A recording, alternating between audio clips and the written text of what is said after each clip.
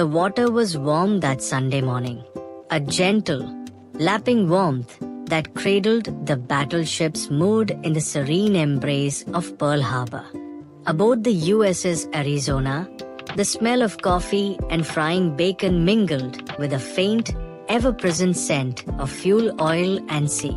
For Seaman James Miller, a boy of 19 from Iowa who had never seen an ocean until a year ago, it was just another day in paradise. He leaned against the rail, watching the sun climb over the verdant hills of Oahu, casting a golden path across the water. He was thinking of a letter he needed to write to his girl, Mary, back in Des Moines, describing the peace of this place, a peace so profound it felt eternal. At the nearby airfields, rows of P-40 Warhawks and B-17 Flying Fortresses were parked wingtip to wingtip, a precaution not against attack, but against sabotage. Their pilots and crews were mostly still asleep, the quiet hum of a tropical weekend settling over them. In the command centers, radar was a new, almost experimental technology. 2 privates on duty at the Opana Point radar station had been training on it for weeks, but their shift was due to end at 7 a.m. They were bored, counting down the minutes. At that same moment, 230 miles to the north, the water was not warm but churned cold and white by the propellers of 353 Japanese aircraft lifting from the decks of 6 aircraft carriers. The Kido Butai, the strike force, had achieved complete secrecy. The pilots, elite, battle-hardened veterans of the war in China, were filled with a sense of divine mission. They were not just attacking an enemy base, they were striking a blow against the Western powers that had humiliated and constrained a rising, proud Japan. Commander Mitsuo Fuchida, leading the first wave, peered through his cockpit at the endless blue expanse. His heart pounded not with fear, but with a fervent, nationalistic pride. He checked his instruments, the map, the code words ready to be transmitted. Tora, Tora, Tora, Tiger, Tiger, Tiger. The signal for complete surprise. Below him, the sleek, deadly shapes of his 6 M0 fighters, B-5 N-Kate torpedo bombers, and D-3 Aval Dev bombers flew low, skimming the waves, their shadows darting like swallows over the sea. The first thing James Miller heard was not an explosion, but a droning, a low, persistent hum that grew swiftly into a roar. He squinted into the bright sky, expecting to see the familiar shapes of American B-17s arriving from the mainland. Instead, he saw formations of aircraft he didn't recognize, with strange, red circles on their wings and fuselages. Then, the world exploded. A bomb, falling as if in slow motion, struck the forward deck of the Arizona with a sound that was not so much heard as felt, a deep, visceral concussion that slammed into his chest. The ship shuddered like a living thing in its death throes.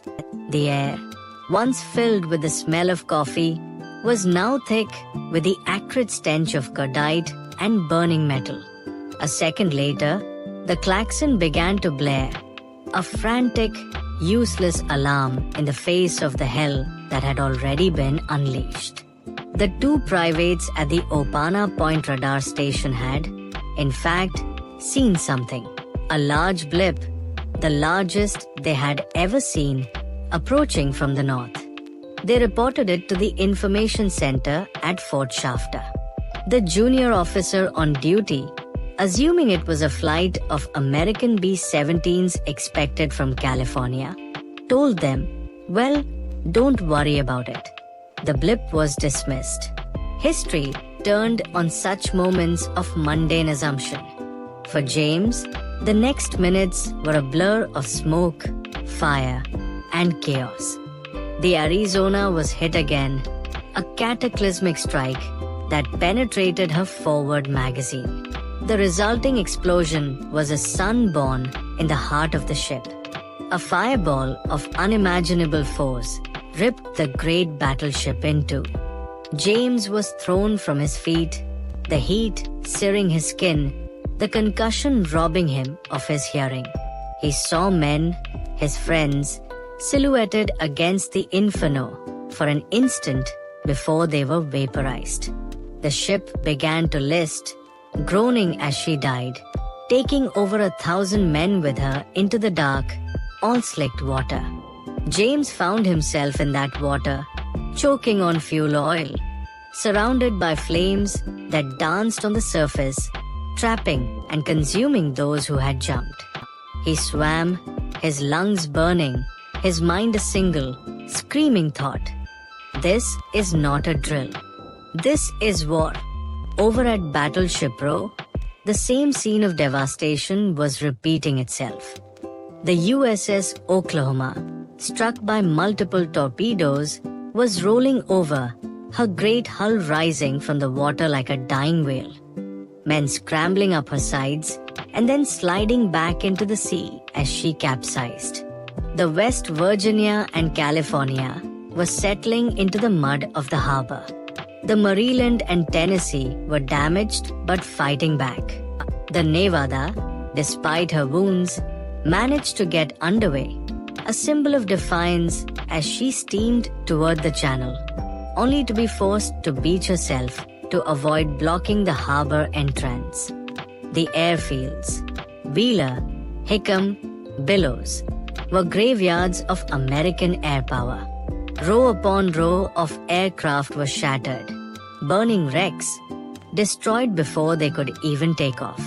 The Japanese pilots, achieving total tactical surprise, swooped and dove with impunity.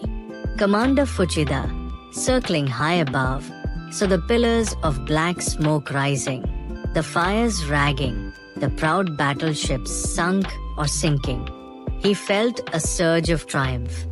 He transmitted the code words, Tora, Tora, Tora. The attack was over in less than 2 hours.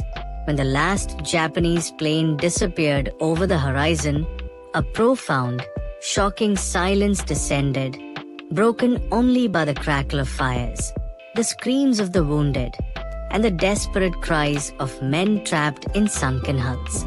The sky, once a brilliant blue, was now black with smoke, a funeral shroud for the fleet. James Miller was pulled from the water by a rescue boat, his body coated in thick, black oil. His eyes wide with a trauma he could not yet process. He was one of the lucky ones. Around him, Pearl Harbor was a vision of apocalypse.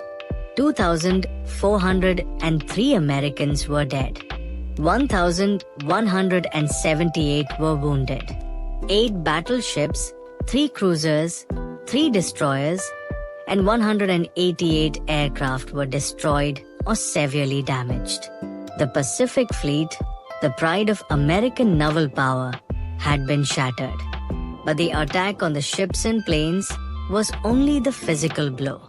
The psychological and political shockwave was what would truly change history forever. In Washington, the news arrived in fragments, then in a torrent of confirmed reports. The cabinet, divided and hesitant about the war in Europe, was instantly unified. The American people, largely isolationist, believing the vast oceans could protect them from the world's conflicts, were jolted into a unified, white-hot rage. The next day, a grim-faced President Franklin D. Roosevelt stood before a joint session of Congress.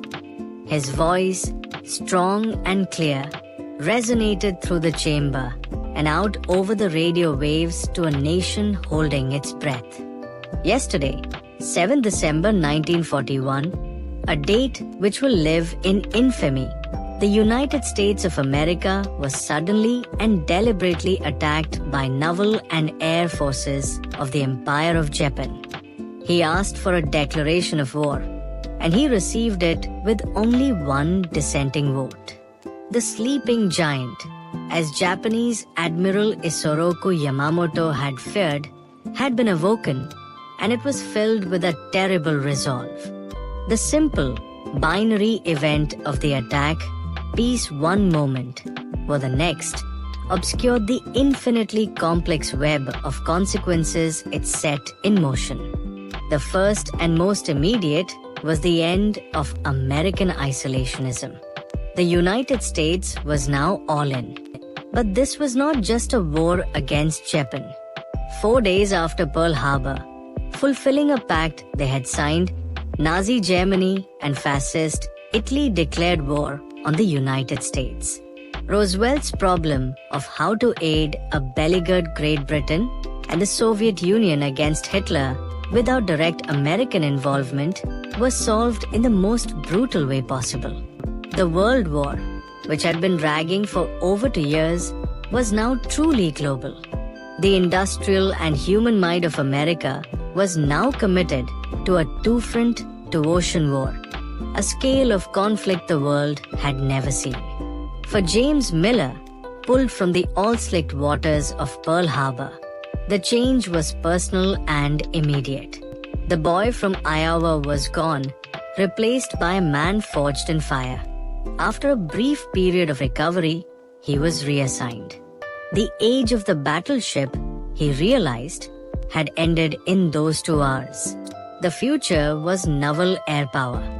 He volunteered for the Navy's fledgling aviation program, driven by a cold, focused need for retribution.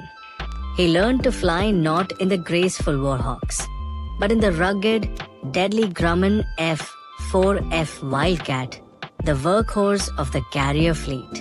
His war was no longer in the placid waters of Pearl Harbor, but across the vast expanse of the Pacific from the Coral Sea to the Solomon Islands.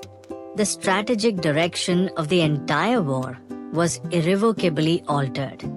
The Europe First policy agreed upon by Roosevelt and Churchill was confirmed, but the Pacific was a bleeding ulcer that demanded constant attention and vast resources. The American counteroffensive began not with a triumphant fleet action, but with a daring, almost suicidal raid. On 18 April 1942, 16 B-25 Mitchell bombers, led by Lieutenant Colonel James Doolittle, were launched from the deck of the USS Hornet to bomb Tokyo. The material damage was slight, but the psychological impact was immense. It showed the Japanese people that their homeland was vulnerable, and it gave a desperate America a desperately needed morale boost. It also enraged the Japanese High Command, leading directly to a decisive, overreaching strategic move. Admiral Yamamoto, the architect of Pearl Harbor, knew he had only bought Japan a year, perhaps 18 months, of superiority. His goal was to draw the remaining American carriers, which had been fortuitously absent from Pearl Harbor, into a final, decisive battle and destroy them. He targeted Midway, a tiny atoll at the northwestern end of the Hawaiian chain. He planned an elaborate operation, a find toward the Aleutian Islands, and a massive invasion force for Midway, expecting the American fleet to rush to its defense. But American codebreakers, working day and night, had partially broken the Japanese naval code. They knew the target was AF, which they confirmed was Midway. Admiral Chester Nimitz, the commander-in-chief of the Pacific Fleet, could now set a trap of his own. In early June 1942, the two fleets converged on Midway. James Miller, now a pilot flying from the deck of the USS Enterprise, felt a tension different from the shock of Pearl Harbor. This was a calculated, cold anticipation. The battle was a chaotic melee of dive bombers, torpedo planes, and fighter cover. American torpedo bombers, slow and vulnerable, were slaughtered. but their sacrifice drew the Japanese combat air patrol down to sea level. At that perfect, fleeting moment, American SBD Dauntless dive bombers arrived, unopposed, over the Japanese carriers. They were at their most vulnerable, their decks crowded with planes being rearmed and refueled. James, pushing his Dauntless into a near-vertical dive, saw the Japanese carrier Kaga spread out below him like a toy in a bathtub. He released his bomb, pulled out of his dive, and saw a tremendous explosion erupt from the carrier's deck. In 5 minutes, the heart of the Japanese carrier force, Kaga, AKG, and Soryu, was turned into infernos. A fourth carrier, Hiryu, was sunk later that day. The Battle of Midway was a stunning American victory, a turning point in the Pacific War. The initiative had passed, forever, to the United States. The Japanese advance was halted. The ripple effects of Pearl Harbor spread far beyond the Pacific. With America fully in the war, the entire Allied strategy was supercharged. The factories of Detroit switched from making cars to making tanks. The shipyards of California and Virginia began producing warships at a rate the Axis could not hope to match. A bridge of ships across the Atlantic to supply the British and the Soviets. The Manhattan Project, a secret, colossal effort to build an atomic bomb, received virtually unlimited funding and resources. Many of the scientists involved were refugees from European fascism, and now their work was given the utmost urgency by a nation that had been attacked without warning. The war was no longer about saving Europe. It was about creating a new world order, one in which such surprise attacks would be, if not impossible, then met with overwhelming and final retaliation. The war also fundamentally reshaped American society. Women, like Mary, James's sweetheart back in Des Moines, entered the industrial workforce in unprecedented numbers, becoming Rosie the Riveters, building the planes and ships that would win the war. Their participation would, in the post-war years, sow the seeds for the modern feminist movement. African Americans, serving in segregated units and working in war industries, launched the WWII campaign. Victory against fascism abroad and victory against racism at home, planting the early roots of the civil rights movement. The war pulled America out of the Great Depression and created a vast, prosperous, and powerful middle class. It also led to one of the nation's darkest chapters, the forced internment of over 120,000 Japanese Americans, a tragic act of fear and prejudice born directly from the paranoia following Pearl Harbor. As the war ground on, the nature of the conflict became increasingly brutal. The sentiment of "Remember Pearl Harbor" fueled a war of no quarter in the Pacific, from the bloody beaches of Tarawa and Iwo Jima to the jungles of Guadalcanal and Burma. James Miller flew mission after mission, seeing friends die, shooting down Japanese planes, and becoming a hardened, expert pilot. He thought less of the shock of that December morning and more of the long, grim task of winning the war, island by bloody island. The initial rage had cooled into a steely, professional determination. By 1945, Germany had been defeated, its cities in ruins, its leader dead by his own hand. The full, industrial might of the United States was now focused solely on Japan. The island-hopping campaign had brought American forces to the very doorstep of the Japanese homeland. The planned invasion, Operation Downfall, was projected to cost millions of lives, both Allied and Japanese. In the New Mexico desert, a team of scientists and engineers had successfully tested a new kind of weapon, born from the urgency of the war that Pearl Harbor had forced upon America.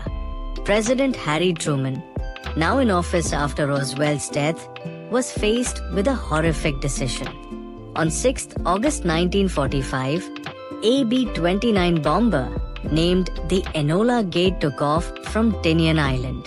In its bomb bay was Little Boy, an atomic bomb. The target was Hiroshima. The explosion vaporized the city, killing 70,000 people instantly. 3 days later, a second bomb, Fat Man, was dropped on Nagasaki.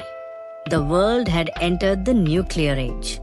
The genie was out of the bottle, a direct consequence of the total war that began with biplanes over Pearl Harbor.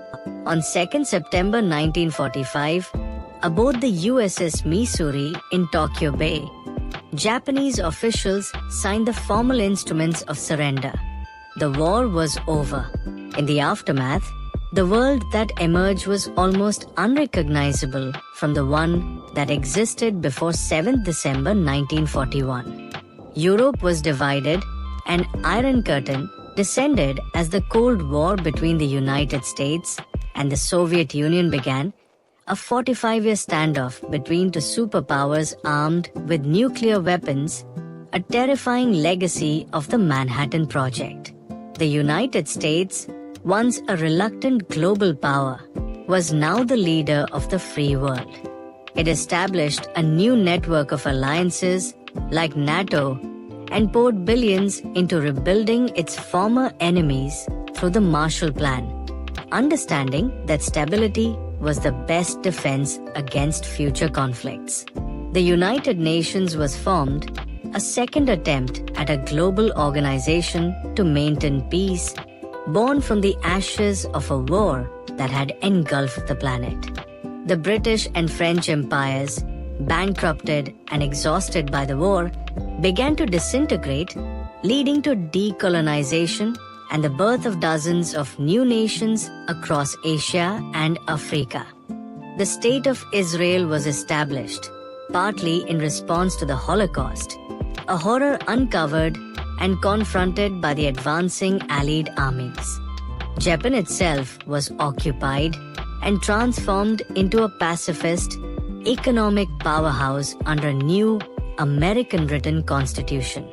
James Miller returned home in 1946. He married Mary, went to college on the GI. Bill bought a house in the suburbs and started a family. He never spoke much about the war. The memories of the Arizona, of the all-slicked water, of the friends he lost, were locked away in a quiet corner of his mind. But he understood, in a way few others could, the direct line that ran from that peaceful Sunday morning in Hawaii to the world he now lived in. He saw it in the new interstate highways, modeled on the German autobahns, built for defense and commerce. He saw it in the television in his living room, a technology accelerated by the war. He saw it in the geopolitical headlines, the Cold War that was anything but cold for the men fighting in Korea and, later, Vietnam. He saw it in the profound, unsettling power of the atomic bomb, a shadow that now hung over all humanity. The world of empires and isolation was gone forever. In its place was a world of superpowers, of ideological struggle, of instant global communication, and of the ever-present threat of nuclear annihilation. The axis of history had tilted on that one day. The attack on Pearl Harbor was not just a military event. It was the detonator that set off the chain reaction of the 20th century. It thrust the United States onto the global stage as a dominant and reluctant superpower. It unleashed technologies that shrank the planet and threatened to destroy it. It redrew the map of the world and reordered its political and social structures.